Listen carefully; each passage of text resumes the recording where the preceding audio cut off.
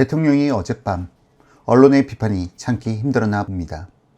또 한밤중에 SNS를 올렸습니다. 대통령이 말합니다. 다주택을 팔라고 직접 요구한 적은 없다. 겉으로 보면 맞는 말입니다. 실제로 팔라는 단어를 쓴 적은 없습니다. 그런데 시장에서는 완전히 다르게 받아들입니다. 다주택자들은 분명히 압박을 느끼고 있습니다.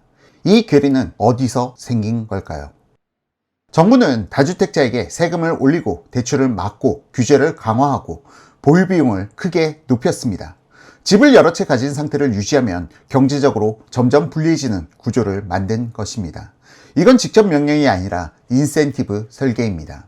경제에서는 이런 정책을 행동 유도 인센티브라고 합니다. 선택은 개인이 하는 것처럼 보이지만 환경을 바꿔서 특정 행동을 하도록 만드는 방식입니다. 예를 들어 담배 가격을 크게 올리면 금연을 강요한 것은 아니지만 실제로 금연을 유도합니다. 마찬가지입니다. 다주택을 유지하는 비용을 급격히 올리면 매도를 유도한 것입니다. 그래서 대통령이 팔라고 한 적이 없다고 말하는 것은 정책 효과 기준으로 보면 사실의 절반만 말한 것입니다. 직접 명령은 없었지만 매도 압박 구조는 존재했기 때문입니다. 정책에서 중요한 것은 말이 아니라 결과입니다. 문제는 여기서 시작됩니다. 정부는 다주택 매도를 유도하면서 이 정책을 시장 정상화라고 설명합니다. 정말 그럴까요? 다주택이 줄면 주거시장이 안정될까요? 아니면 다른 일이 벌어질까요?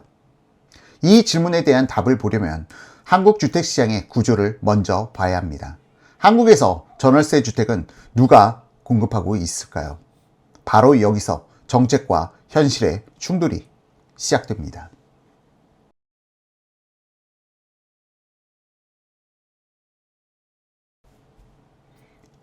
앞에서 우리는 질문을 던졌습니다. 다주택이 줄어들면 주거시장은 안정될까요? 이 질문에 답하려면 한국 주택시장의 구조를 먼저 살펴봐야 합니다. 한국의 임대주택 시장은 공공이 아니라 민간에 의존하고 있죠. 그리고 그 민간 임대의 대부분은 다주택자가 공급합니다. 전월세 주택의 상당수는 여러 채를 가진 개인이 임대 형태로 내놓은 물량입니다. 이건 단순한 주장이나 의견이 아니라 시장 구조의 현실입니다. 그렇다면 다주택이 줄어든다는 것은 무엇을 의미할까요? 임대주택 공급이 줄어든다는 뜻입니다. 집을 팔면 그 집은 임대시장에서 빠집니다. 그리고 대부분의 경우 그 집은 실거주로 전환되죠. 즉, 임대주택이 자가주택으로 전환되는 과정이 벌어지는 것입니다. 여기서 중요한 질문이 나옵니다.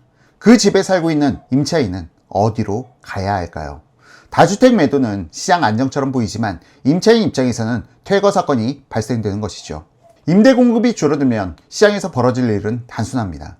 전월세 경쟁이 치열해지고 가격이 오르고 주거 이동이 어려워집니다.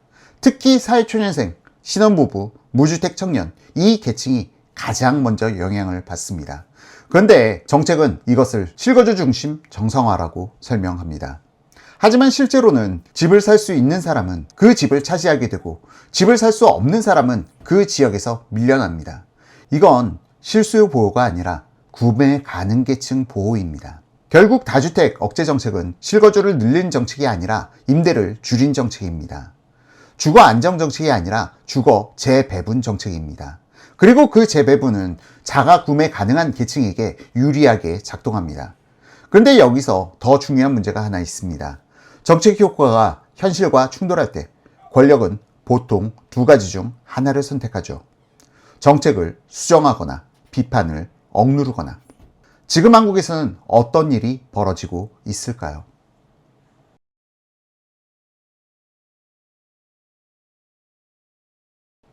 정책의 효과가 현실과 충돌할 때 권력은 보통 두 가지 중 하나를 선택합니다.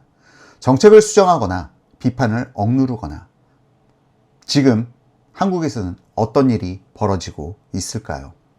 최근 대통령은 자신을 비판한 언론 기사 링크를 직접 공개하며 반박했습니다.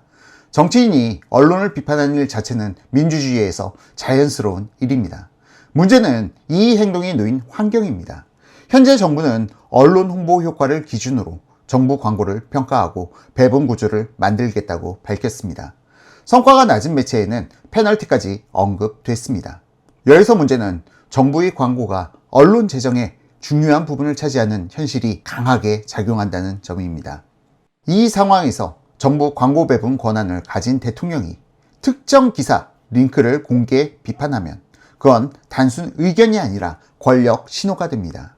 언론사 입장에서 메시지는 명확합니다. 비판하면 불이익 가능. 언론은 시장 조직입니다. 재정이 위협받을 가능성이 생기면 논조는 조정됩니다. 비판은 줄고 톤은 완화되고 우호 보도는 늘어납니다. 이건 음모도 검열도 아니라 조직의 생존 본능입니다. 권력이 언론을 통제하는 방식은 꼭 검열일 필요가 없습니다. 광고, 재정, 평판 공격 이 세 가지로도 충분합니다. 이걸 위축 효과라고 부릅니다. 직접 금지하지 않아도 비판이 사라지는 상태입니다. 그래서 중요한 질문이 생깁니다. 앞으로 언론이 대통령의 정책을 자유롭게 비판할 수 있을까요? 정부 광고와 관계를 고려해야 하는 상황에서 언론의 감시 기능은 온전히 유지될 수 있을까요?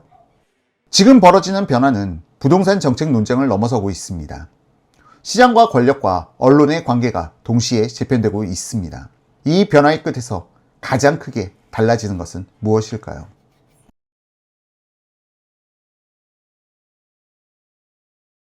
지금 우리는 부동산 정책 논쟁을 보고 있는 것처럼 보입니다. 다주택이 문제인가? 정책이 문제인가? 표면의 질문은 여기입니다. 하지만 조금만 더 들어가 보면 이 논쟁의 성격은 완전히 다릅니다. 정부는 말합니다. 팔라고 한 적 없다. 시장 정상화했다. 언론이 왜곡했다. 하지만 현실에서는 다주택은 압박받았고 임대 공급은 줄었고 전월세 경쟁은 치열해졌습니다. 그리고 이제 그 정책을 비판하는 언론까지 권력의 직접 반박 대상이 되고 있습니다. 이 세 가지는 서로 다른 사건이 아닙니다. 하나의 흐름이죠. 정책 설계, 시장 결과, 언론 반응, 이 세 영역이 동시에 같은 방향으로 움직이고 있습니다. 지금 변화의 본질은 집값이 아닙니다. 권력과 시장의 관계, 권력과 언론의 관계, 이 두 축이 재편되는 과정입니다. 시장은 정책에 의해 움직이고 언론은 권력을 감시해야 합니다. 그런데 정책이 시장을 바꾸고 권력이 언론을 압박하는 구조가 되면 현실을 말하는 공간은 점점 줄어듭니다. 다주택 논쟁은 집의 문제가 아닙니다. 누가 주거를 가질 수가 있는가? 누가 시장에 남을 수가 있는가? 누가 권력을 비판할 수 있는가? 이 세 가지 질문이 하나로 연결된 문제입니다. 권력이 시장을 설계하고 언론을 직접 반박하는 구조에서 과연 현실을 말할 수 있는 사람은 누가 될까요? 지금 우리가 보고 있는 것은 부동산 정책 논쟁이 아니라 권력과 시장과 언론의 관계 변화입니다. 그리고 그 변화는 이미 시작되었습니다.